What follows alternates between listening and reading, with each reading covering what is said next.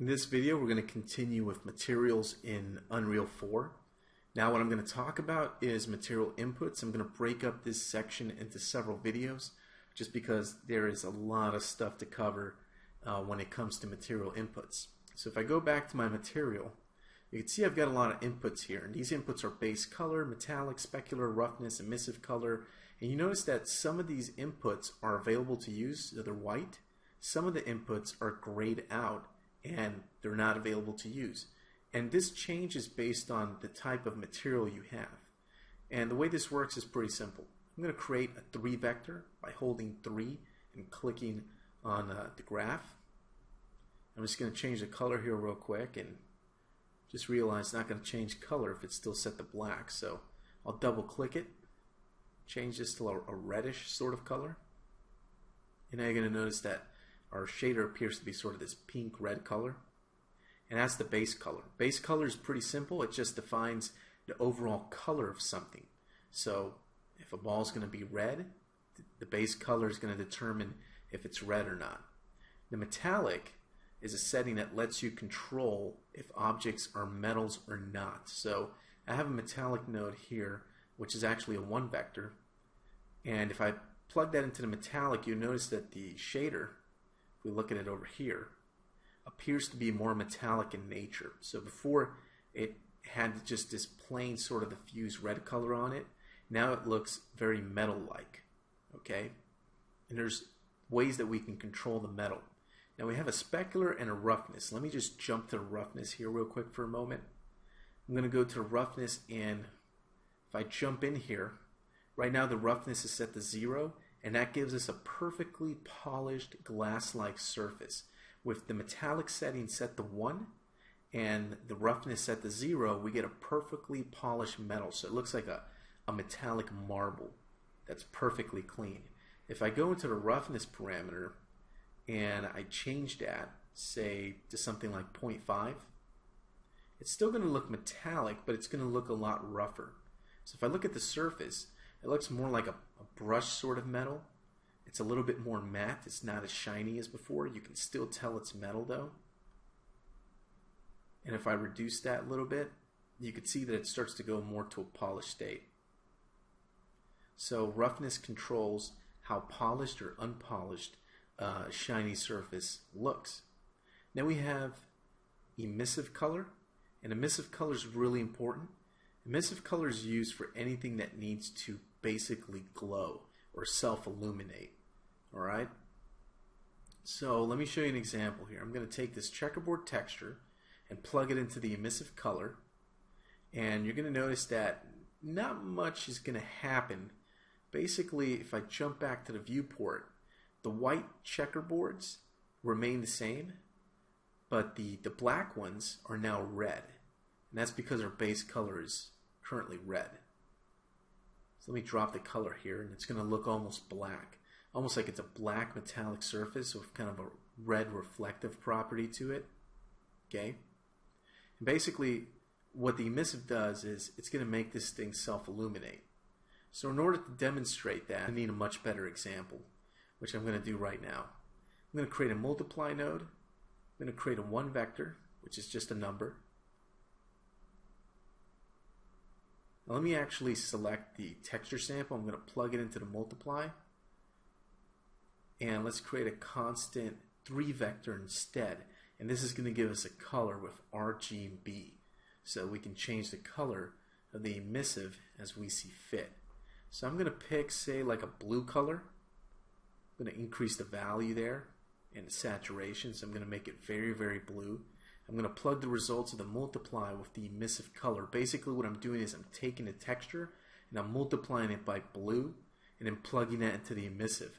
And that makes the blue area here, which is represented by the white checkers, to look like they're glowing. So to get these things to really pop, I'm going to take the value parameter of the blue and I'm going to crank it up to something like 20. And that's going to make this thing really glow. You can see now it's completely self-illuminating and glowing. It almost looks like some kind of irradiated sphere. And if we look at it in the viewport, that really starts to look like it's glowing, like it's self-illuminating itself. Maybe it's just full of some kind of weird photon energy inside. So I'm going to crank the value of the blue to 60, apply the changes. Let's have a look at it. And now it's really starting to glow. The darker areas, or the darker checkerboard patterns, those guys are being almost look blue now, because the blue from the glowing areas is so strong that that glare is starting to really take over the image that we're looking at. So emissive color is pretty cool. Use it for anything that has to glow. Say you've got a futuristic body armor plate on a crazy looking sci-fi space marine guy, and he needs little lights on his helmet or his shield or his armor. You want to use emissive to be able to make those things pop and glow and all that stuff. So I'm going to undo all this stuff. I'm going to plug my checkerboard texture back into the base color, jump back into the viewport, and you'll see that after I apply the changes, we're back to just a regular checkerboard object here. Okay, so let's talk about specular a little bit. Now, normally you shouldn't mess with the specular. By default, specular is about 0.5 in the material.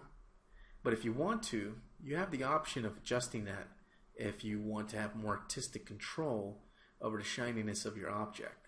So here I have a specular node set to 0.5. I'm going to plug it into the specular slot, and I'm going to change the value to 0, and let's see what we have. You can see, just keep in mind the specularity of the object, which is shininess. I'm going to go ahead and increase that to 1. And if I jump back, or I got to apply the changes first,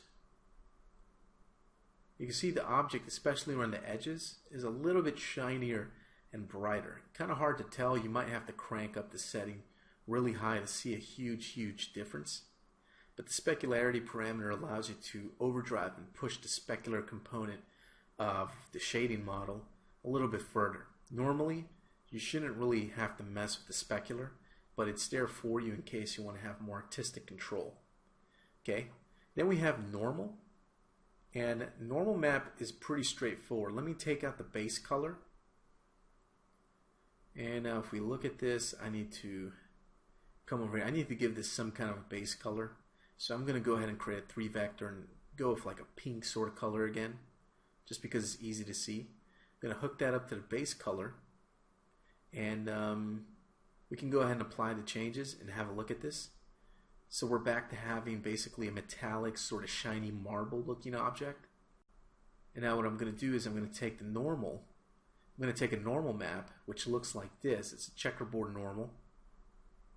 And I'm going to plug that into the normal slot of the material. I'm going to apply the changes, jump back into the viewport, and now we can see that we have that checkerboard pattern as a normal map on our object. And if you've never heard of normal maps before, that's kind of outside the scope of this video. So if you want to know more about normal maps, there's lots and lots of information on the internet about them. They've been around for years, for the better part of the last decade, and they're used in game development to make simple objects look more complex by faking detail with the use of one of these bluish normal maps. So I'm going to plug my texture back into the base color, just so that we're back to where we were before, and we can see the changes a little bit easier. Okay, so there's still a lot more nodes and inputs for this material that we can adjust and change, and I'm just going to set this back to how it looked before when we first started. Okay, that looks pretty good. So next we're going to talk about the world position offset, but this video has gone long enough, so I'm going to end it here. In the next video we'll continue talking about more of these Unreal inputs.